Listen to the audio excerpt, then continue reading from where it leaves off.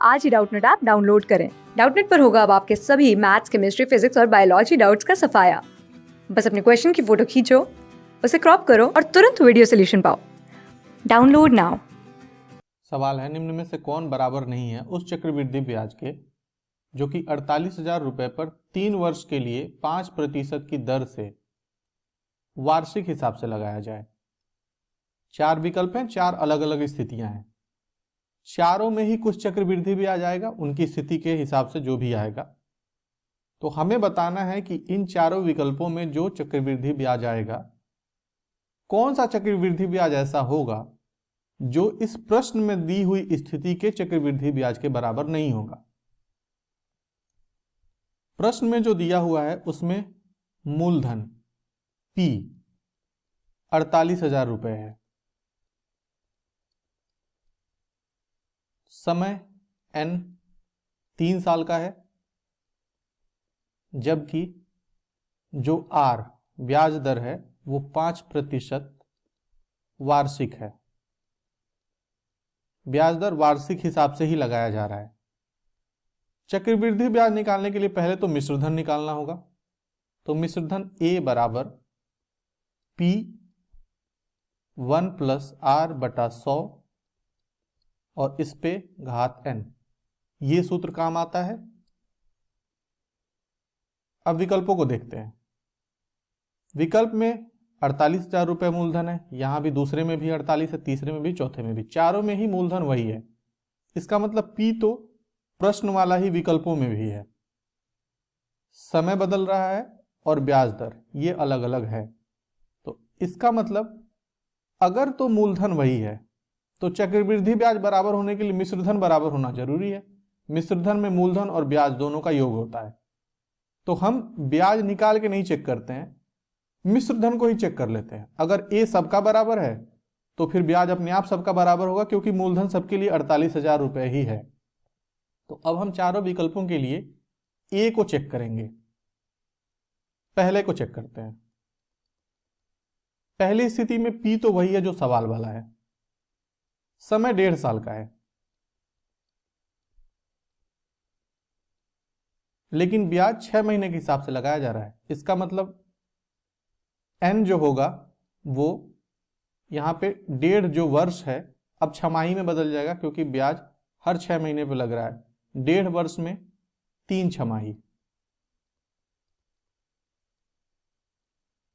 और 10% दर है, लेकिन ये तो 1 साल की दर है। 6 महीने पे ब्याज लग रहा है तो 1 साल में 2 छमाही। इसका मतलब जो ब्याज 10% वार्षिक है वो अब बदल के हो जाएगी 10/2%, यानी कि 5% छमाही। 2 से हमने भाग क्यों किया? क्योंकि 1 साल में 2 छमाही होते हैं, ब्याज छमाही लग रहा है। अब हम क्या देख रहे हैं, P तो पहले ही सबका एक जैसा है, N भी वही हो गया जो सवाल वाला है। N 3 साल यहां है, 3 ही यहां है, और R 5% यहां है, 5 ही यहां है। यानी कि अब इस सूत्र में रखेंगे तो A जो है बराबर आएगा। हमें पता लगाना है किसका बराबर नहीं है। तो पहले वाले का तो बराबर है, दूसरे वाले पे चलते हैं। दूसरी स्थिति में दिया हुआ है मूलधन वही है, इसका भी समय 1 साल का है, लेकिन ब्याज हर 4 महीने पे लग रहा है। 1 साल में 4-4 महीने के हिसाब से फिर 3 ऐसी अवधि होगी, यानी कि 1 साल को अगर 4-4 महीने के हिस्सों में बांट दे तो 3 हिस्से बनते हैं।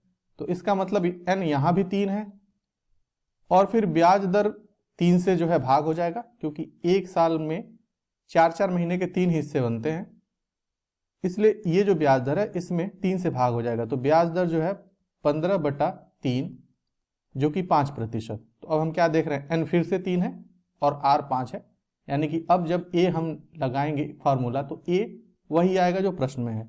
तो इसका भी चक्रवृद्धि ब्याज बराबर ही आएगा। इसके बाद से तीसरे को देखते हैं। तीसरे में कहा गया है कि चक्रवृद्धि ब्याज 48,000 रुपए पर 9 महीनों के लिए, समय है 9 महीने और 3 महीने के हिसाब से ब्याज लिया जा रहा है। तो कुल समय है 9 महीने, 3 महीने पे ब्याज लिया जा रहा है, इसका मतलब n जो हुआ वो हुआ 9/3, यानी कि ये भी 3 तिमाही। और ब्याज दर जो है वो भी तिमाही ही लिया जा रहा है, 20% तो वार्षिक है, और एक साल में 4 तिमाही होते हैं, यानी कि 20/4, फिर से 5% तिमाही, यानी कि अब भी n 3 और r 5, बिल्कुल सवाल वाली स्थिति। तो तीसरी जो स्थिति है इसमें भी चक्रवृद्धि ब्याज वही आएगा। चौथे को देखते हैं। चौथे में कहा गया है कि चक्रवृद्धि ब्याज 48,000 रुपए पर 1 वर्ष के लिए 15% की दर से 6 महीने के हिसाब से, यानी ब्याज अब छमाही लिया जा रहा है। तो n कितना हुआ? 1 वर्ष। ब्याज लिया जा रहा है छमाही, 1 वर्ष में 2 छमाही, और ब्याज दर जो है वो है 15% वार्षिक। और यहाँ पे छमाही की बात हो रही है, 1 वर्ष में 2 छमाही, तो इसको 2 से भाग कर देंगे, यानी कि 7.5%। अब हम देख रहे हैं कि n भी बदल गया, वो 3 नहीं रहा, और r भी बदल गया, वो 7.5 हो गया है, जबकि पहले की सारी स्थितियों में r 5 था। इसका मतलब ये जो चौथा केस है इसमें मिश्र धन अलग आएगा a, और अगर मिश्र धन अलग आएगा तो इसका मतलब ब्याज अलग आएगा, क्योंकि मूलधन समान है। तो इसलिए ये जो चौथा मामला है इसमें जो ब्याज है वो प्रश्न में दी हुई स्थिति में ब्याज के बराबर नहीं है, और यही हमें बताना था कि किस में ब्याज के बराबर नहीं है। तो वो चौथा केस ऐसा है, इसलिए जो चौथा विकल्प है हमारा वो हमारा उत्तर होगा। क्लास 6 से 12 से लेके नीट, IIT, JEE मेंस और एडवांस के लेवल तक 10 मिलियन से ज्यादा स्टूडेंट्स का भरोसा। आज ही डाउनलोड करें डाउटनेट ऐप या व्हाट्सएप कीजिए अपने डाउट्स 8400 400 400 पर।